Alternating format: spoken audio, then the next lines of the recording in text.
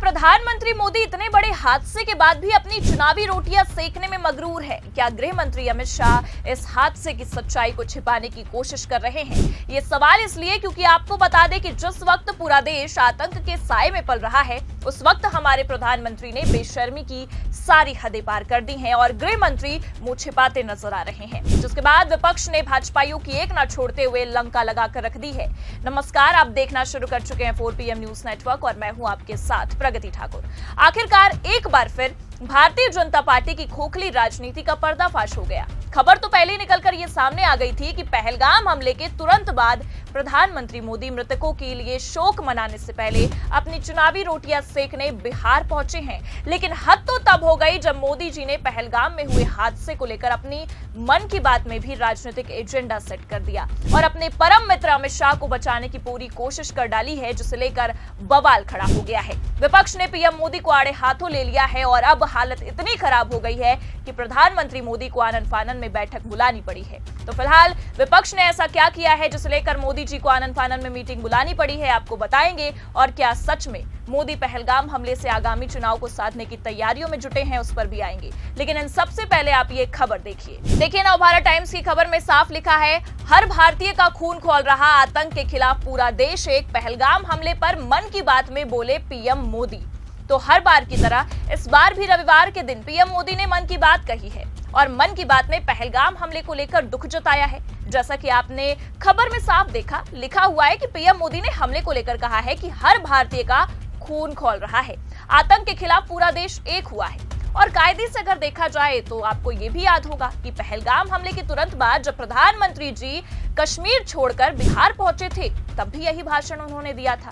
लेकिन हैरानी की बात यहाँ पर यह है कि भरे मंच से माइक पकड़कर प्रधानमंत्री जी को भाषण देने में कोई परेशानी नहीं हो रही और हर 2 दिन में मोदी जी दुख भी जता रहे हैं, पर ना मृतकों के परिजनों से मुलाकात कर रहे हैं और ना ही घायल पीड़ितों का हाल जानना चाह रहे हैं। और वो सब तो छोड़िए, कायदे से अगर देखा जाए तो मोदी जी को कश्मीर दौरे पर होना चाहिए, पहलगाम हमले की समीक्षा करनी चाहिए, पर अब भी हमारे प्रधानमंत्री मोदी अपनी चुनावी राजनीति को सेट करने के लिए बैठे हुए हैं। कभी बिहार का दौरा कर रहे हैं तो कभी मन की बात कह रहे हैं। हर देशवासियों की मांग इस वक्त ये है कि भारतीय जनता पार्टी केंद्र की सत्ता में बैठी सरकार हमारे प्रधानमंत्री मोदी कोई तगड़ा एक्शन ले।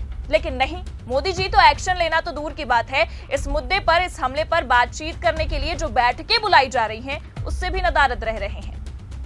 आपको बता दें कि पहलगाम हमले को लेकर सर्वदलीय बैठक बुलाई गई थी, जिससे तमाम विपक्षी नेता, सांसद वहां मौजूद हुए थे। राहुल गांधी से लेकर सोनिया गांधी, मल्लिकार्जुन खड़गे तक वहां मौजूद थे।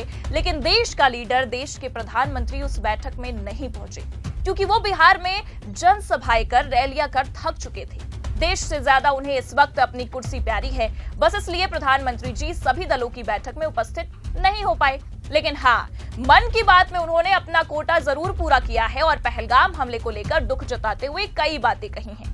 पहले आप ये देखिए, मन में गहरी पीड़ा है। 22 अप्रैल को पहलगाम में हुई आतंकी वारदात ने देश के हर नागरिक को दुख पहुंचाया है। पीड़ित परिवारों के प्रति हर भारतीय के मन में गहरी संवेदना है, भले वो किसी भी राज्य का हो, वो कोई भी भाषा बोलता हो, लेकिन वो उन लोगों के दर्द को महसूस कर रहा है जिन्होंने इस हमले में अपने परिजनों को खोया है। मुझे एहसास है, हर भारतीय का खून आतंकी हमले की तस्वीरों को देखकर खौल रहा है। तो देख सकते हैं आप, प्रधानमंत्री जी ये समझ रहे हैं कि देशवासियों का खून खौल रहा है, पर मोदी जी का कब खौलेगा पता नहीं, क्योंकि चूक तो सरकार से हुई है। सरकार की एक नाकामी की वजह से आज 26 बेगुनाहों को आतंकियों ने बेरहमी से मार डाला है और ये बात खुद मोदी के मंत्री ने कबूली है कि चूक सरकार से हुई है। लेकिन बावजूद उसके ना गृह मंत्री बोलने को तैयार है, ना ही प्रधानमंत्री। कायदे से तो अब तक गृह मंत्री से यही इतनी बड़ी चूक के बाद मोदी सरकार को इस्तीफा ले लेना चाहिए था, लेकिन यहाँ इस्तीफा देना तो दूर की बात है, गृह मंत्री अमित शाह कुछ बोलने के लिए प्रेस कॉन्फ्रेंस तक करने को तैयार नहीं है। और इतना ही नहीं, बल्कि सर्वदलीय बैठक के बाद जब विपक्ष ने संसद का विशेष सत्र बुलवाकर पहलगाम हमले पर चर्चा करने की मांग की, तब भी सरकार ने इस मामले पर बोलना जरूरी नहीं समझा और इस मांग को नजरअंदाज कर दिया गया। और ये कोई हम हवाई बातें नहीं कह रहे हैं, बाकायदा हमारे पास खबरें भी मौजूद है। आप देखिए, खबर में लिखा भी है, पहलगाम हमले पर बुलाया जाए संसद का विशेष सत्र, कपिल सिब्बल की सरकार के साथ विपक्ष से भी अपील। तो देखा आपने, खबर में बकायदा बिग हेडलाइन में चीजें लिखी हैं कि कांग्रेस सांसद और वरिष्ठ वकील सभी दलों को एक रहकर इस मामले पर गहन विचार विमर्श करने के लिए संसद का विशेष सत्र बुलवाने की मांग कर रहे हैं। बावजूद उसके अब तक इस मामले पर कोई हल निकलकर सामने नहीं आया है, कोई संज्ञान नहीं लिया गया है। क्या विशेष सत्र ना बुलाने के पीछे सरकार अपनी नाकामी छिपा रही है?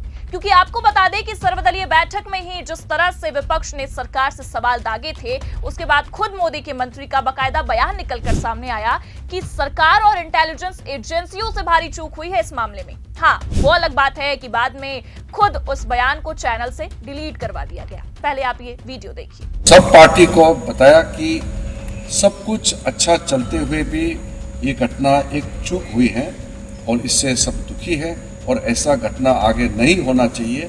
इसके लिए क्या क्या प्रबंधन किया गया है इसके बारे में ऑफिशियल्स। तो जैसा कि आपने वीडियो में सुना, खुद किरेन रिजिजू इस बयान को लेकर कहते हैं कि गलती हुई है सरकार से। वैसे ही मामला ये सामने आ जाता है कि इस वीडियो को डिलीट करवा दिया गया है। इससे ये साफ समझ में आ रहा है कि सरकार कुछ तो छिपाने की कोशिश कर रही है, लेकिन सरकार की इन कोशिशों पर पानी फेर दिया जा रहा है। देखिए, समाजवादी पार्टी के नेता है आईपी सिंह, उन्होंने बकायदा अपने ट्विटर हैंडल पर इस वीडियो को पोस्ट करते हुए लिखा है कि किरेन रिजिजू की सुरक्षा चूक वाली ये वीडियो एबीपी न्यूज ने डिलीट कर दिया। अब ऐसे में ये साफ दिख रहा है कि दाल में कुछ काला नहीं, बल्कि यहाँ तो पूरी दाल ही काली है।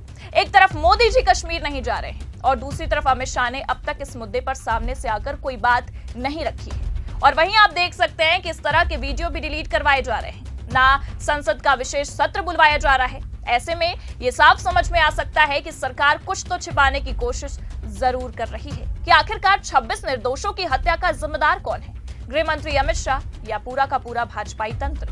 खैर, इन सब के बाद आपको बता दें कि जैसे ही विपक्ष ने अब मोदी सरकार को एक्शन ना लेने और इन सब मामलों पर चुप्पी साधे रहने के लिए टारगेट किया है, वैसे ही बड़ी खबर ये निकलकर सामने आई है कि आज प्रधानमंत्री मोदी और रक्षा मंत्री राजनाथ सिंह के बीच बड़ी बैठक हुई है और इस बैठक में हमले को लेकर गहन विचार भी किया गया है। अब देखना तो ये होगा कि ये विचार सच में एक्शन में तब्दील होता है या कि फिर लंबे लंबे भाषण और बड़ी बड़ी खबरों तक ही सीमित रहता है। फिलहाल आपको क्या लगता है, क्या अब विपक्ष के इस दबाव के बाद मोदी सरकार जल्द से जल्द इस आतंक के खिलाफ कोई कड़ा कदम उठाएगी या कि फिर अपनी राजनीतिक रोटियां सेकने में व्यस्त हो जाएगी? अपनी राय कमेंट करके जरूर बताएं। ये खबर कैसी लगी लाइक और शेयर जरूर करें। अगर चैनल पर नए हैं तो सब्सक्राइब और ज्वाइन करना भी ना भूलें। देखते रहिए 4PM न्यूज नेटवर्क। नमस्कार।